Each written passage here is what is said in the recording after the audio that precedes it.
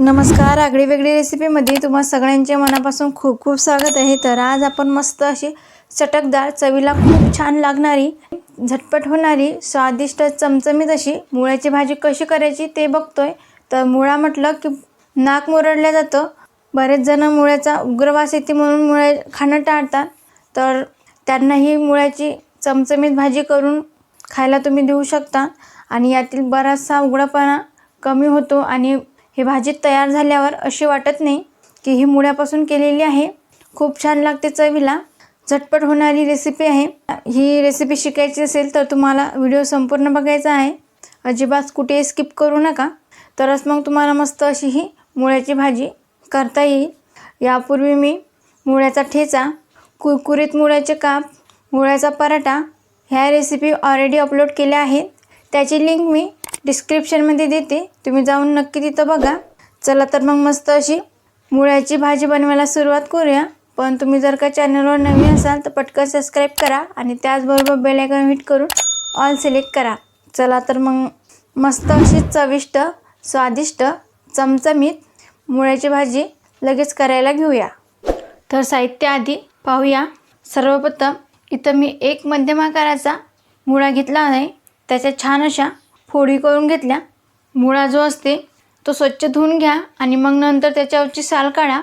साल काढून झाली त्याच्यात छान अशा फोडी करून घ्यायच्या। बघा इथं मी मस्त अशा पातळ फोडी करून घेतल्या आहे। मस्त याला गोल आकारामध्ये असं जेवढं शक्य असेल तेवढं असं पातळ कापून घ्यायचं।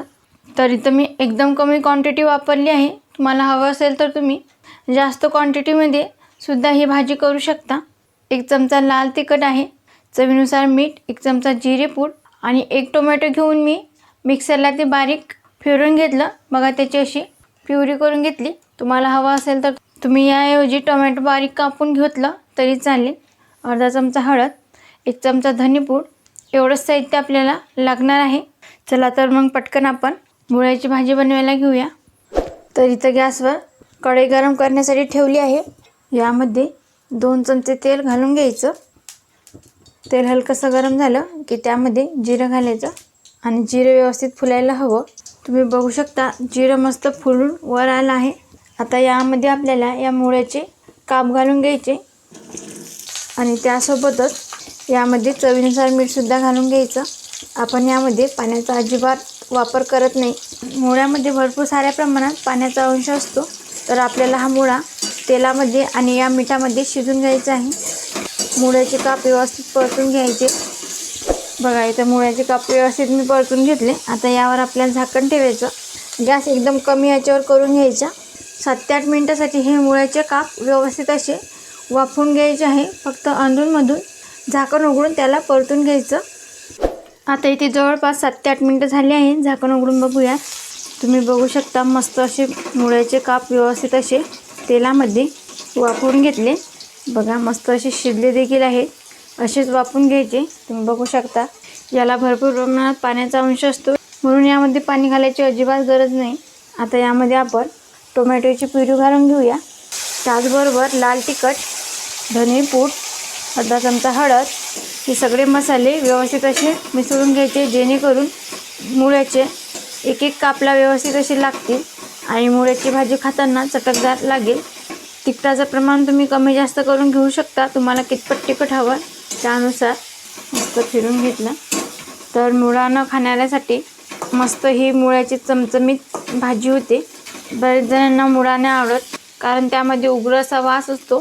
तर अशी मुळ्याची भाजी नक्की करून खा, यातील उग्रपणासुद्धा कमी होतो आणि ही भाजी देखील खायला अशी चटपटीत लागते। इथं मी व्यवस्थित मुळ्याची भाजी परतून घेतली।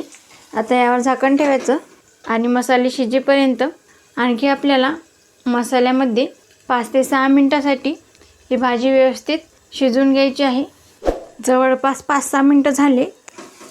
क्या बात आहे, बघा काय रंग आला आहे सुरेख, आणि असं वाटतसुद्धा नाही की ही भाजी मुळ्याची बनवलेली आहे। असं वाटते की ही भाजी बटाट्याचीच आहे की काय।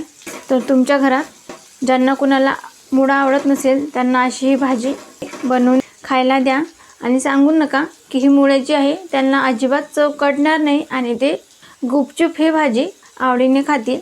तर लगेच ही भाजी बघा मस्त अशी खायला छान लागते। आता गॅस करूया बंद आणि ही भाजी लगेच आपण सर्व करूया। आणि तुम्ही बघू शकता झटपट अशी मुळ्याची भाजी बनून तयार आहे। मस्त अशी कमाला दिसते बघा, क्या बात आहे। असं वाटत सुद्धा नाही की ही भाजी मुळ्यापासून केलेली आहे। तर मुळांना खाणाऱ्यासाठी मस्त अशी चमचमीत मुळ्याची भाजी आहे। यातील उग्रपणा फार कमी होतो। छान चवीची भाजी बनून तयार होते। चमचमीत मस्त अशी मुळ्याची भाजी। ही भाजी टिफिनसाठी बेस्ट ऑप्शन आहे। मुलांना तुम्ही शाळेच्या डब्यात सुद्धा देऊ शकता। झटपट बनणारी रेसिपी आहे। तुम्ही सुद्धा एकदा बनवून बघा आणि रेसिपी कशी झाली ते कमेंटमध्ये सांगायला विसरू नका। तुम्हाला आजचा हा व्हिडिओ आवडला असेल तर लाईक करा, जास्तीत जास्त तुमच्या फ्रेंड फॅमिलीसोबत शेअर करा। तसेच आगळे वेगळे रेसिपीला सबस्क्राईब करायला विसरू नका आणि त्याचबरोबर बेल आयकॉनवर हिट करून ऑल सिलेक्ट करा, ज्याने काय होईल मी छान छान रेसिपी अपलोड करेल त्याचे नोटिफिकेशन तुम्हाला येऊन जाईल। आज वेळात वेळ काढून तुम्ही ही संपूर्ण रेसिपी बघितल्याबद्दल तुम्हा सगळ्यांचे मनापासून खूप खूप धन्यवाद। अशीच छान छान रेसिपी तुम्ही सुद्धा बनवून खात जा। भेटूया नेक्स्ट व्हिडिओमध्ये।